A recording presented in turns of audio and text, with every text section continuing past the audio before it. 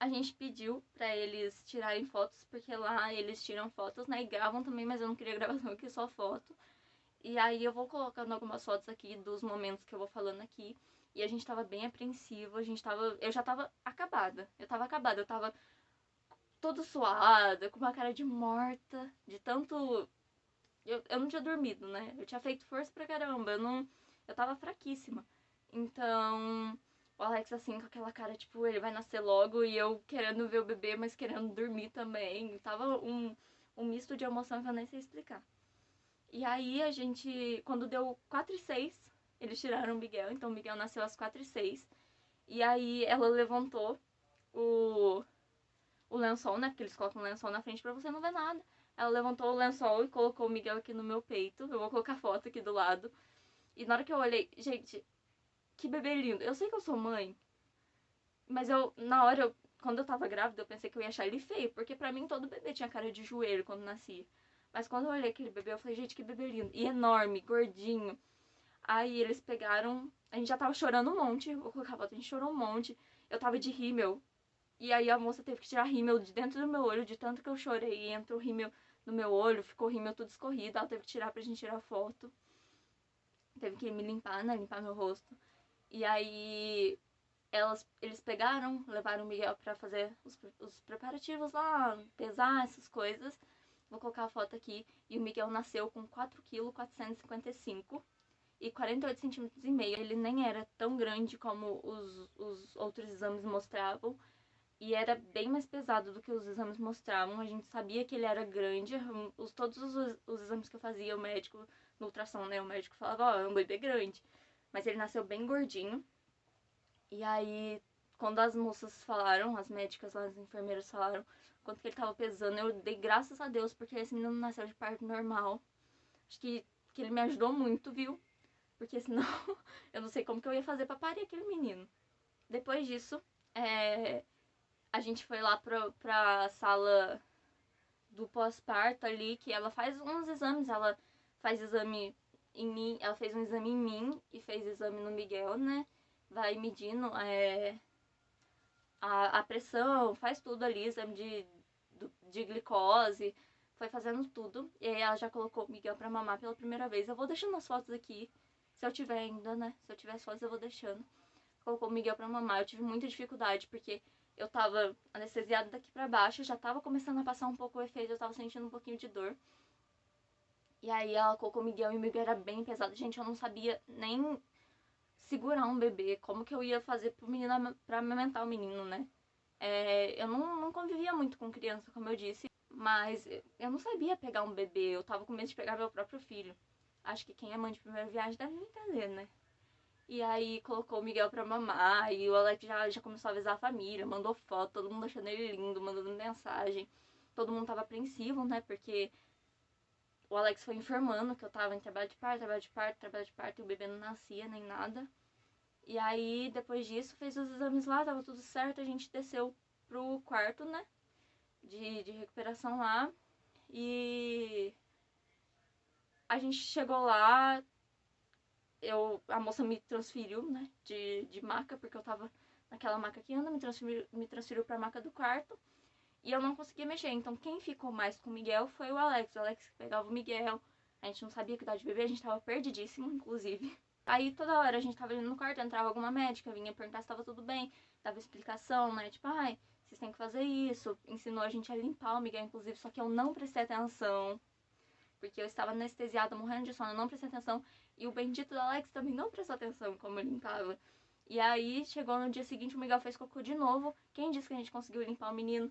Ele fez cocô, a gente foi limpar ele começou a fazer xixi junto. Eu falei, Alex, chama a enfermeira pra ela ensinar a gente.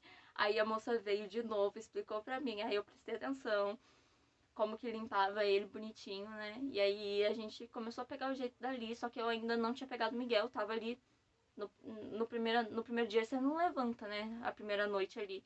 Então eu só levantei de manhã, as enfermeiras me ajudaram a tomar banho também. E aí é aquilo, né? Você anda assim, desse jeito. Você não consegue nem levantar direito. A sensação é muito estranha, não sei nem explicar a sensação que é. Mas até que foi mais tranquilo do que eu pensei. Passou a noite, a gente comeu. Eu tava morrendo de fome, gente. Eu tava morrendo de fome. eu peguei e perguntei, depois que o Miguel nasceu, eu perguntei pra enfermeira, né? Eu falei, então, que hora que eu posso comer? Aí ela pegou e falou assim, você só vai poder comer depois das 11. E era 5 horas da tarde. Ela falou assim, às 11 você vai poder comer. Gente, na hora que ela falou aquilo, eu olhei pra cara da Alex, que vontade de matar ela, tava morrendo de fome. Mas eu tinha acabado de passar por uma cirurgia, né? Não podia comer logo em seguida. E aí chegou às 11, eu comi, a Alex comeu, a gente dormiu, acordava algumas vezes, normalmente, né? Bebê recém-nascido, acordava. Quando chegou na madrugada de domingo pra segunda, era madrugada, segunda-feira, a enfermeira viu, o Miguel tava dormindo comigo. E aí a enfermeira virou pra mim e falou assim, eu posso pegar ele, vou levar ele ali fora? Porque ela tava contando a respiração, né? Porque eu não sei explicar direito, mas o bebê tem que respirar tantas vezes em um minuto. E aí ela percebeu que o Miguel tava respirando um pouco além disso, ele tava respirando mais rápido que isso e mais vezes.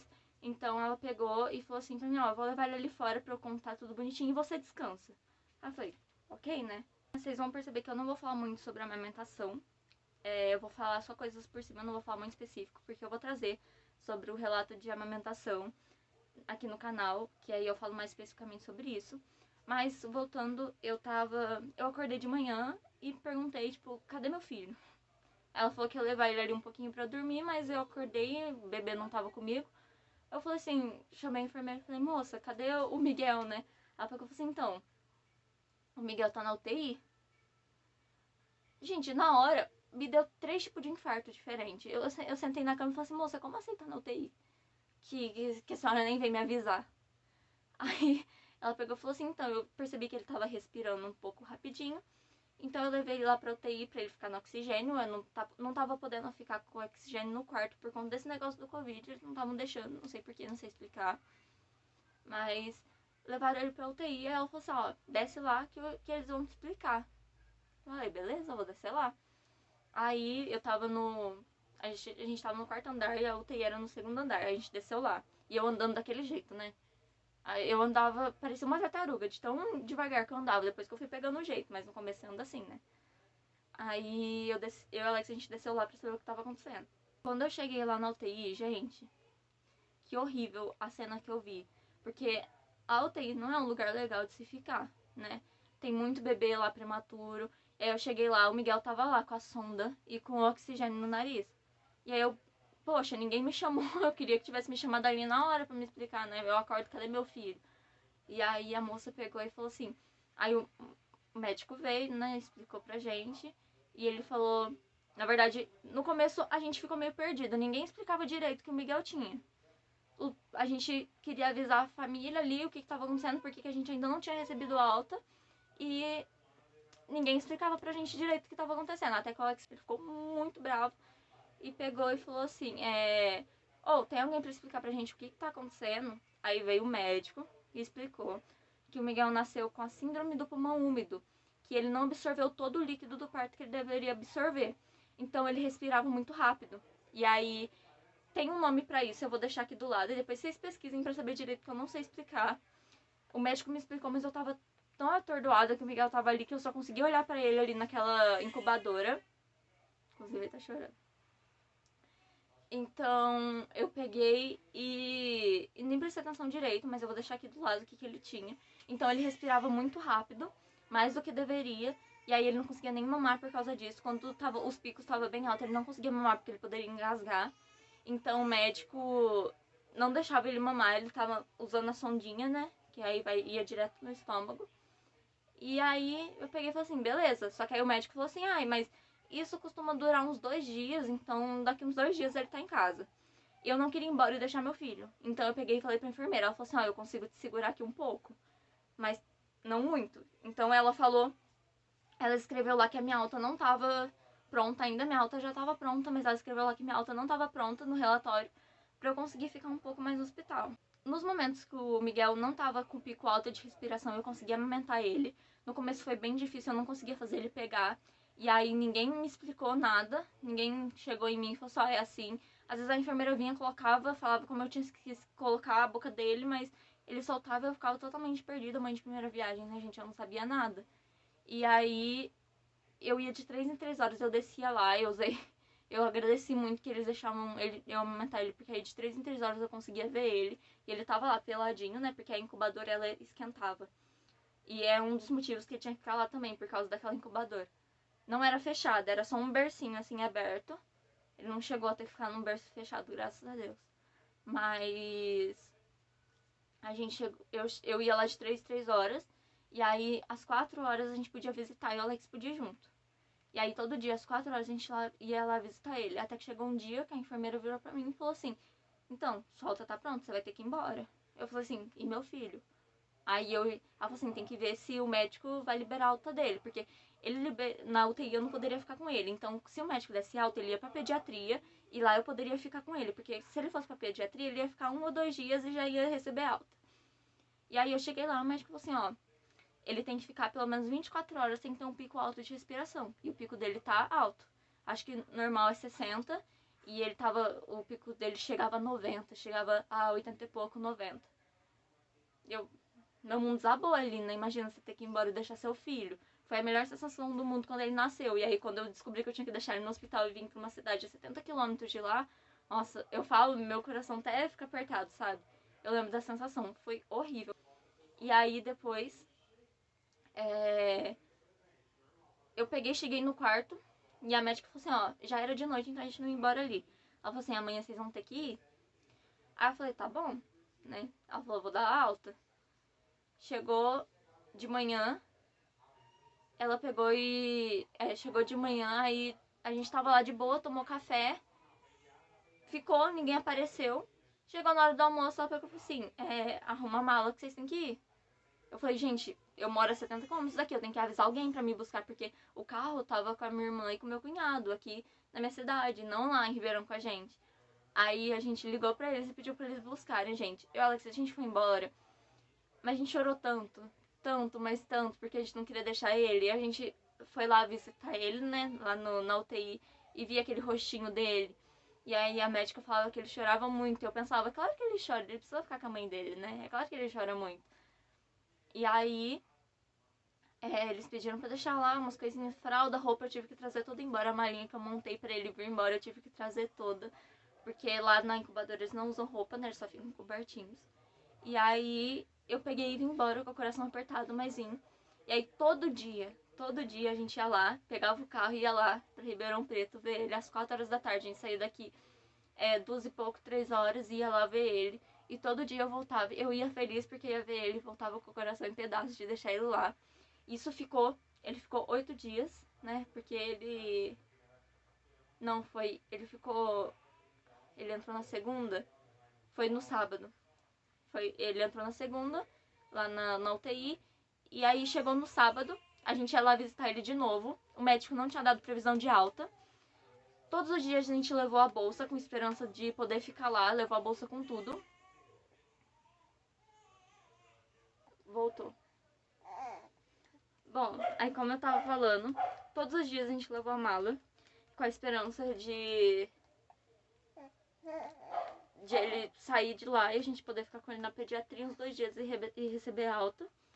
E aí, quando chegou no sábado, a gente foi lá ver ele.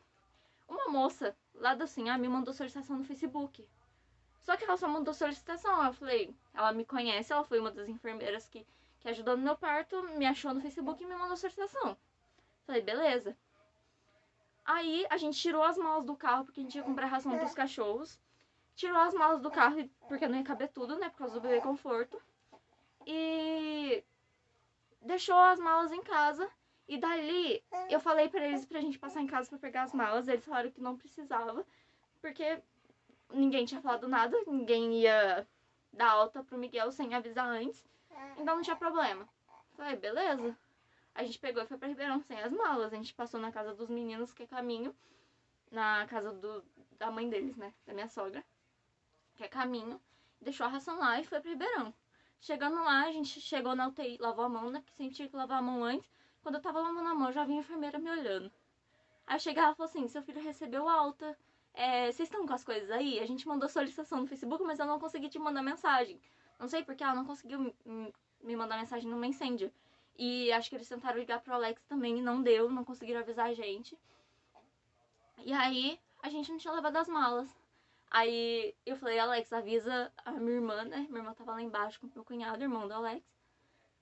E aí eu falei assim, avisa eles pra eles irem lá em Santa Rosa, né? Buscar a, a bendita dessas malas. Aí o Alex perdido, gente, ele ficou perdido. Na hora que a moça falou que o Miguel tinha recebido alta, eu falava com ele e ele ficava sorrindo igual um bobo. E eu falava com ele e ele não entendia. Aí eu falava assim, Alex, pega, vai lá avisar eles pra eles buscarem a mala. E ele ficava me olhando assim, tipo. Aí eu falava, Alex, vai lá. E aí ele foi lá, desceu. E eu fiquei lá com o Miguel na UTI. E aí, como ia demorar muito pra eles chegarem, porque é 1 hora de viagem pra ir e 1 hora pra volta. A moça pegou e perguntou se poderia colocar uma roupinha que tinha lá nele. Aí eu falei que podia, né? Eu ia deixar o menino lá, porque a gente queria subir pro quarto logo. Aí ela foi lá, deu banho, a gente ficou esperando lá fora, né? Porque não pode ficar muita gente na UTI. E aí a gente sentou lá fora, ela foi lá, deu banho, colocou a roupinha nele, trouxe ele pra gente ali no bercinho. A gente entrou no elevador, foi lá pro quarto. E aí a gente tava igual uns bobos, né? Porque a gente queria muito ficar com ele, aí a gente tinha oportunidade, a gente ficou lá no quarto. Aí a gente chegou lá, quando eu entrei no quarto, tinha uma moça lá. Aí eu pensei, será que ela recebeu ela, ela indo embora? Porque eu achei que eles não iam deixar a gente dividir quarto, né? Em época de pandemia, achei que não. E aí eu cheguei lá, a moça falou assim, então, seu marido, né, seu marido não pode ficar aqui porque você tá dividindo quarto com uma mulher. Sua acompanhante não pode ter acompanhante, mas como eu sou menor de idade, né, tenho 17, eu poderia ter um acompanhante, né? Foi isso que eles me disseram no começo. Aí eu liguei pra minha irmã de novo, minha irmã já tava a caminho, aí ela teve que voltar aqui em casa de novo, pegar roupa pra ela ficar lá. E aí ele ia ficar uns 1 ou 2 dias na pediatria.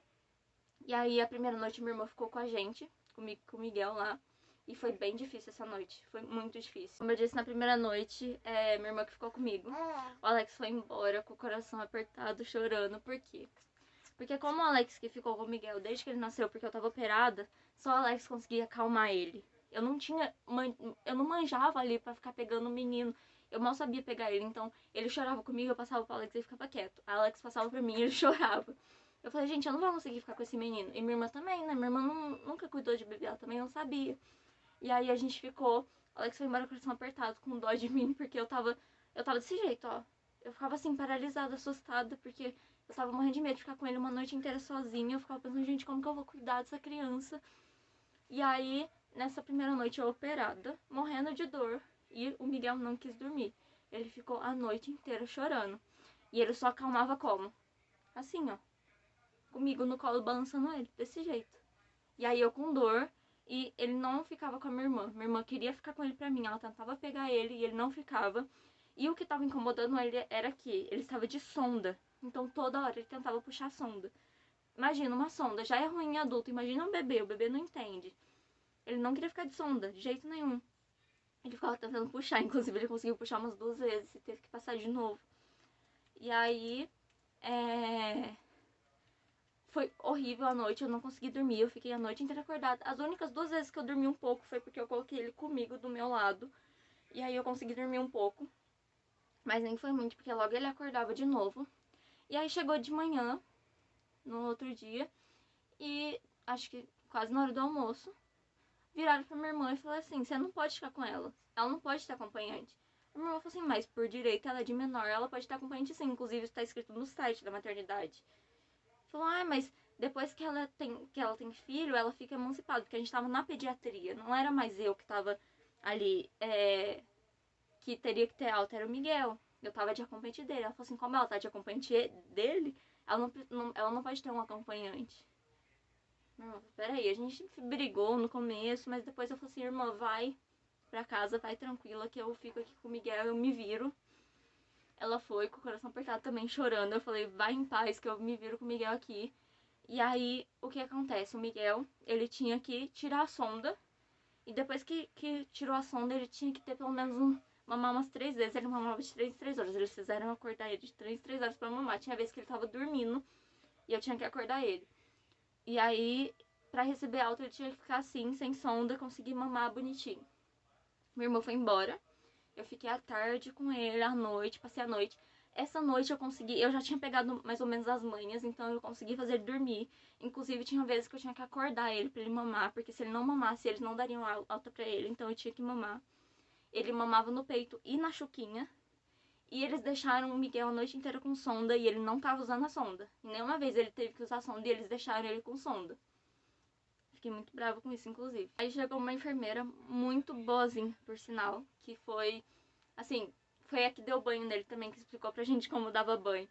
E aí eu peguei e falei assim pra ela, meu filho tá de sonda, e enquanto ele não tirar essa sonda e mamar, eles não vão dar alta pra ele e ninguém aparece aqui pra ver se pode tirar a sonda.